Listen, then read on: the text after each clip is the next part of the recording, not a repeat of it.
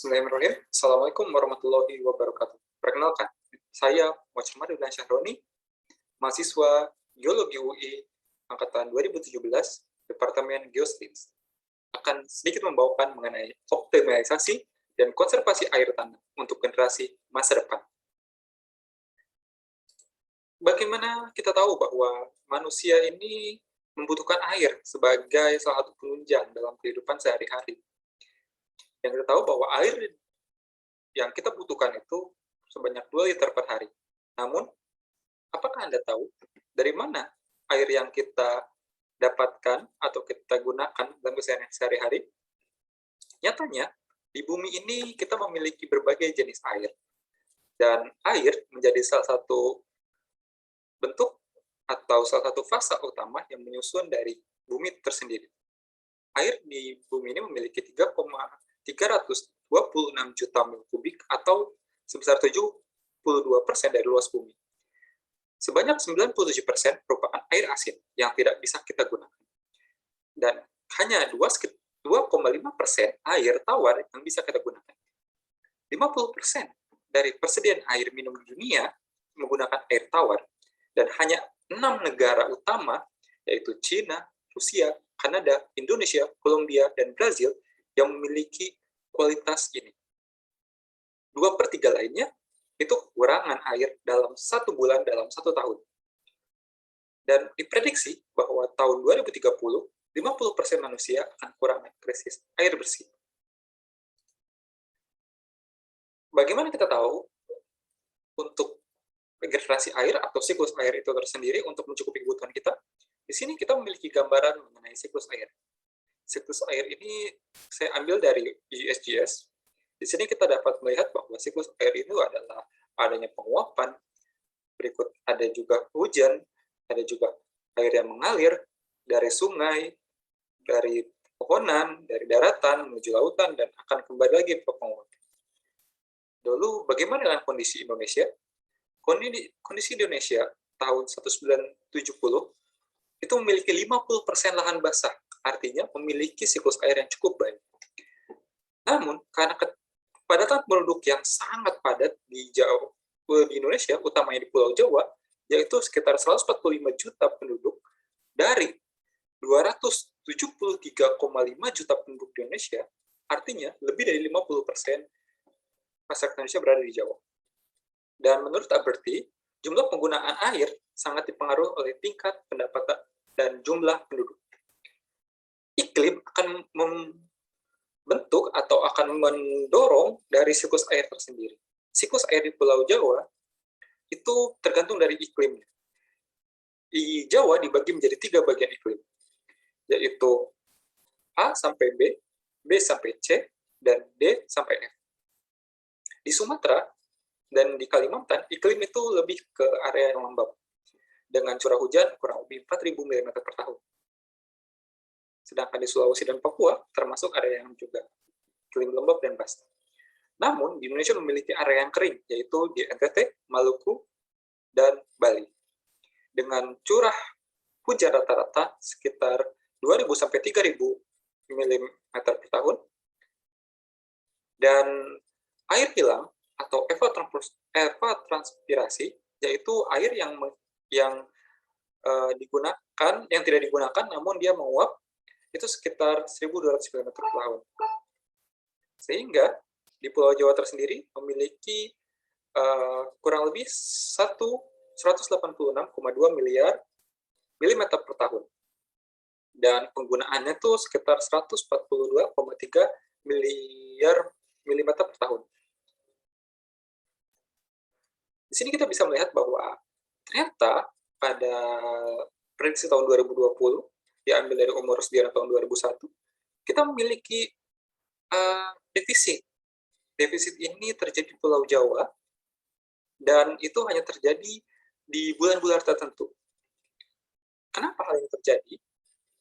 Karena semakin meningkatnya penduduk di Pulau Jawa, maka penggunaan air akan semakin tinggi.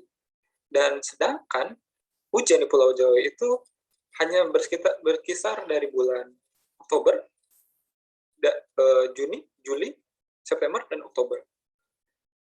Di beberapa pulau Jawa mengalami defisit air karena tidak ada hujan sepanjang tahun, dan hujan tidak merata, yaitu pada daerah pantai selatan dan semakin ke utara, itu akan menurun. Kurang lebih sekitar 80% terjadi di Desember sampai Mei, dan 20% terjadi di Agustus hingga November. Ini adalah gambaran dari bagaimana daerah aliran sungai di Indonesia. Saya ambil contoh di Jawa Barat. Kita melihat bahwa banyak sekali daerah aliran sungai yang ada di Pulau Jawa, dan begitupun di Indonesia. Daerah aliran sungai ini menjadi salah satu penunjang dari adanya air tawar. Namun, air tawar terbanyak berada di dalam lapisan akuifer. Lapisan akuifer ini adalah lapisan yang dapat menyimpan dan mengalirkan air baik secara bebas ataupun tertekan. Air sungai berada di daerah Destro memiliki tinggi dibagi menjadi 3, yaitu datar rendah dengan sungai besar pada bagian utara, dan pegunungan pada bagian tengah, dan selatan merupakan dataran rendah hingga tinggi, dan juga daerah pegunungan. Kebutuhan air dengan cara memerinci lebih detail semua kebutuhan air yang terdiri dari kebutuhan air domestik, non-domestik, kebutuhan air untuk industri, kebutuhan air untuk pengairan air sungai, kebutuhan air untuk peternakan, kebutuhan air untuk perikanan, dan kebutuhan air untuk irigasi. Sehingga kita membutuhkan air-air yang berada di daerah das, berada di daerah akuifer, perlu kita jaga. Tapi bagaimana penggunaan, apakah kita sudah melakukan dengan tepat? Saat ini kita memiliki banyak sekali masalah di Indonesia. Salah satunya adalah krisis air minum dan krisis hidrologi yang rusak. Krisis air minum disebabkan oleh kekeringan, karena Indonesia memiliki 2 musim, yaitu musim panas dan musim penghujan. Musim panas kerap kali menjadi musim kekeringan yang melanda karena berbagai hal, salah satunya adalah struktur geologi.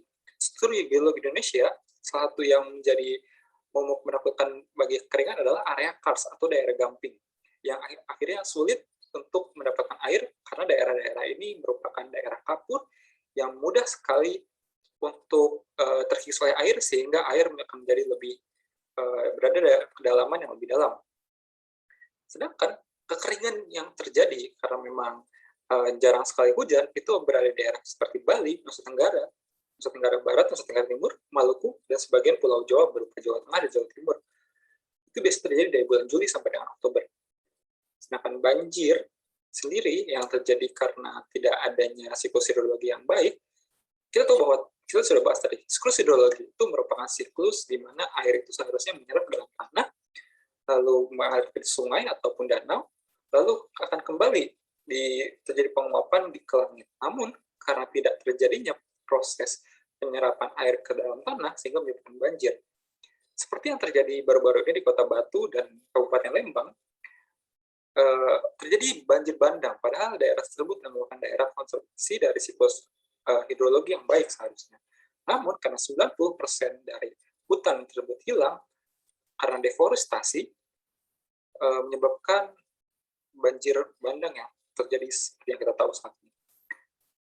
Selain itu, deforestasi di Indonesia itu cukup tinggi, itu sekitar 439,4 ribu hektar per tahun 2018 dan 2019. Hal ini menyebabkan siklus air menjadi yang sering terjadi menjadi rusak. Lalu berikutnya, rusaknya area resapan dan lapisan tanah. Kita tahu bahwa area resapan merupakan area yang seharusnya terjadi di mana air masuk ke dalam tanah. Rusaknya area resapan ini berupa akibat hutan basah yang kerap terjadi di Indonesia, umumnya pada di Kalimantan dan Sumatera. Itu adalah area yang seharusnya menjadi area resapan yang sangat baik. Namun, tahun 2019 tercatat terjadi kebakaran sebanyak 2.862 titik yang bahkan lebih dari 300.000 hutan di Pulau Sumatera dan Kalimantan. Lapisan tanah di Pulau Sumatera dan Kalimantan umumnya adalah lahan gambut.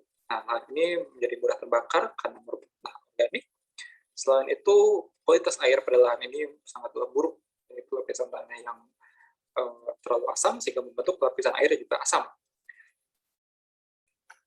Berikutnya, kita tahu bahwa adanya pengambilan air yang berlebihan, intrusi air laut juga menyebabkan air tanah menjadi rusak. Masyarakat Indonesia ini umumnya menggunakan air tanah sebagai air minum, sekitar 60% di seluruh Indonesia menggunakan air tanah sebagai air minum, Lalu sebagai kegiatan sehari-hari, seperti yang sudah sebutkan, seperti kebutuhan air domestik, kebutuhan industri, pemeliharaan air sungai, dan lain sebagainya.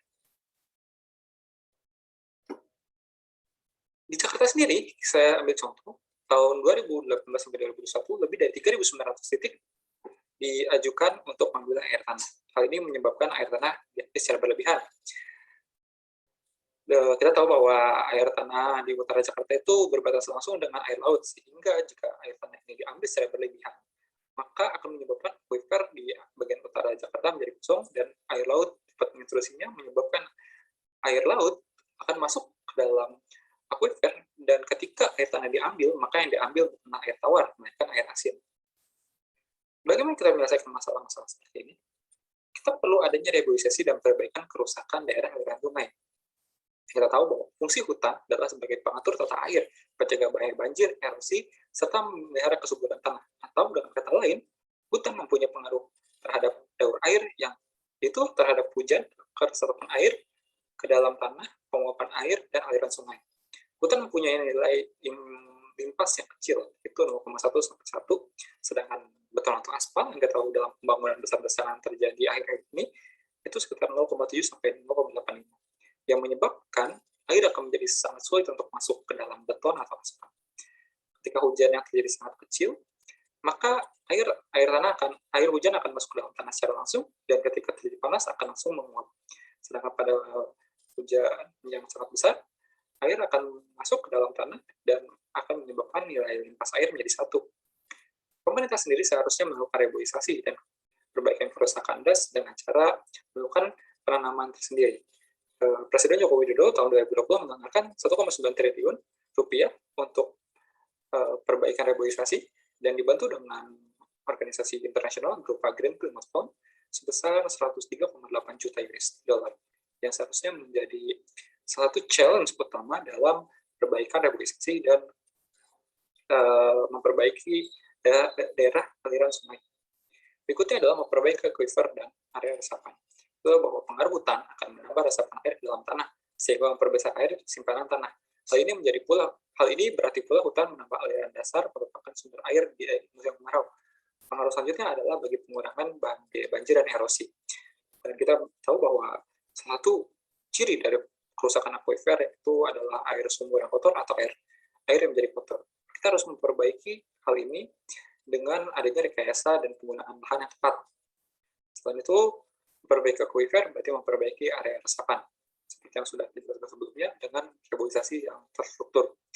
Terakhir, untuk semua itu perlu adanya undang-undang dan regulasi penggunaan air tanah secara efektif. Pemerintah maupun lembaga masyarakat ataupun para pakar perlu berkolaborasi untuk membentuk tim-tim yang dapat mumpuni dalam prediksi air tanah di masa depan dan penggunaannya secara tepat. Regulasi ini akan mempermudah para pakar dan masyarakat untuk melakukan pemantauan, pengawasan dalam bagaimana caranya untuk menggunakan air tanah secara efektif. Mungkin cukup sekian apa yang disampaikan. Terima kasih. Assalamualaikum warahmatullahi wabarakatuh.